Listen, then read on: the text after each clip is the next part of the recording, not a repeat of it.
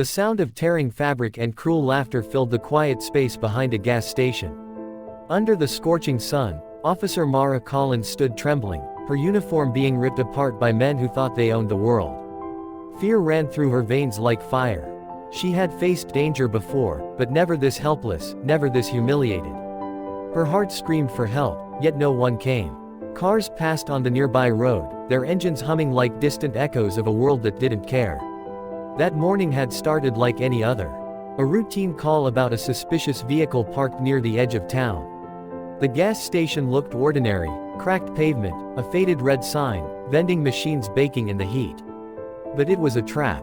5 men had been waiting for her, seeking revenge for an arrest she made months ago. Their leader, Vince Harrow, had cold, empty eyes.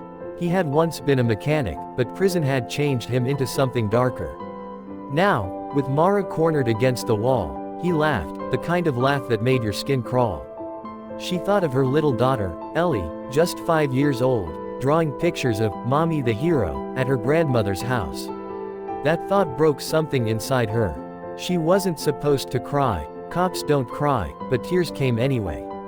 Then, a sound rolled through the air, faint at first, like distant thunder. The laughter stopped. The men looked up. The sound grew louder. Heavy engines. Deep, rhythmic. 6 figures appeared from the highway. Boots hit the ground with steady rhythm. Leather vests marked with a name that carried weight, the Hells Angels. But this time, they weren't riding. They were walking. At their front was a man with a salt and pepper beard, eyes cold and clear. His name was Reed Calloway, a man who'd lived too many mistakes. He wasn't here by chance. From the road, he'd seen something wrong, a woman in blue, trapped and trembling, and it had reminded him of his own daughter, the one he'd lost years ago because he'd chosen the road over her. He wasn't about to walk away again. Vince forced a laugh. "You boys lost." But his voice shook. The angels said nothing. The silence itself was louder than any threat. Reed stopped a few feet away, eyes fixed on Mara, then on Vince. One of the bikers, a tall man with a beard down to his chest, stepped forward. "She's not going anywhere with you," he said, voice calm and deep. Vince's pride flared. He swung his arm, but Reed caught it mid-air, his tattooed hand gripping like steel.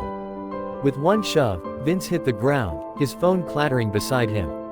His crew froze. The game was over. Mara dropped to her knees, shaking as tears and relief mixed together. Reed knelt beside her, voice gentle, telling her to breathe, to stand. She looked up, her eyes filled with gratitude, not just for being saved, but for being seen. Behind them, the angels formed a silent wall of protection. No words, no poses, just presence. The kind that made you believe there was still good left in unexpected places. Reed looked at Mara's torn badge, then at her eyes, and simply nodded. He didn't need thanks. Maybe this was his small redemption, a way to make peace with the ghosts of his past. Engines roared again as the bikers mounted their motorcycles. The ground trembled beneath her boots. As they rode away, their silhouettes glimmered under the sun, fading into the horizon like steel angels disappearing into light.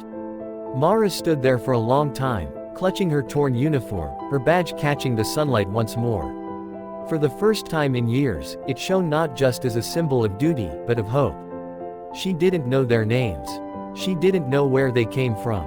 But she knew this: sometimes the people you're told to fear are the ones who show up when no one else does.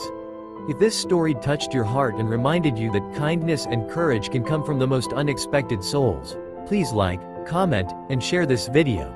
Because here at Stories of Kind, we believe that compassion still exists. Sometimes, it just roars in on 2 wheels.